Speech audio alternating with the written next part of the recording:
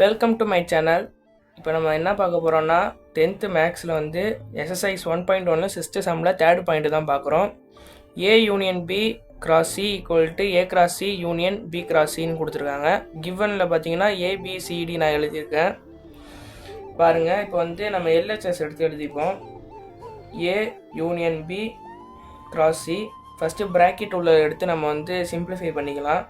A union B equal to ஏயோட value 0,1 union பியோட value பார்த்தீங்கன்னா 2,3,4. இது வந்து யூனியனாக நம்ம சேர்த்து எழுதுறது தான்.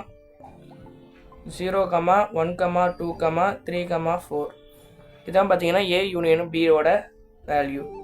பார்த்தீங்கன்னா A union B cross C இதோட வேல்யூ நம்ம எடுத்து எழுதிக்கலாம். பார்த்தீங்கன்னா இதோட வேல்யூ எடுத்து எழுதுங்க. 0, 1, 2, 3, 4 கிராஸ் 3, 5 இதை நம்ம செட் பண்ணி எழுதிக்க வேண்டியதான். 0,3, 0,5, 1,3, 1,5, 1,5, 2,3, 2,5, 3,3, 3,5, 4,3, 4,5 இது பார்த்தீங்கன்னா எல்ஹெச்எஸோட வேல்யூ. அடுத்து ஆர்ஹெச்எஸ் எடுத்து எழுதிக்கலாம். A cross C union B cross C. இப்போ ஏ கிராஸ் சி எடுத்து நம்ம சிம்பிளிஃபை பண்ண வேண்டியதான். ஏயோட வேல்யூ 0,1. அடுத்து கிராஸ் பண்ணிட்டு சியோட வேல்யூ என்னன்னா 3,5. இதை வந்து செட் பண்ணி எழுதுங்க. 0,3, 0,5, 1,3, 1,5.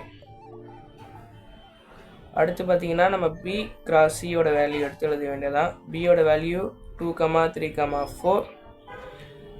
அடுத்து சியோட வேல்யூ பார்த்தீங்கன்னா 3,5 எடுத்து செட் பண்ணி எழுதிக்கோங்க.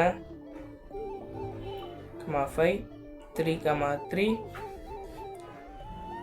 3,5, 4,3, 4,5. இப்போ பார்த்தீங்கன்னா இது ரெண்டுத்துக்கும் யூனியன் எடுத்து எழுதிக்க வேண்டியதான்.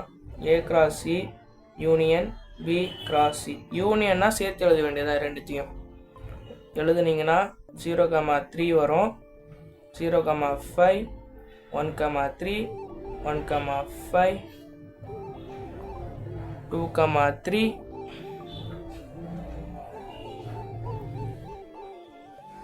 2,5, 3,3,